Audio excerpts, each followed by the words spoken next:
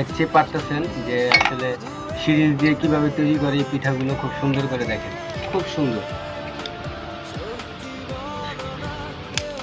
আপনারা যারা পাতার পিঠা পছন্দ করেন অবশ্যই ভিডিওটা লাইক করবেন, শেয়ার করবেন। দেখেন আমরা অনেকগুলো পিঠা তৈরি করেছি, এখানে অনেক পিঠা আছে, অনেক অনেক পিঠা।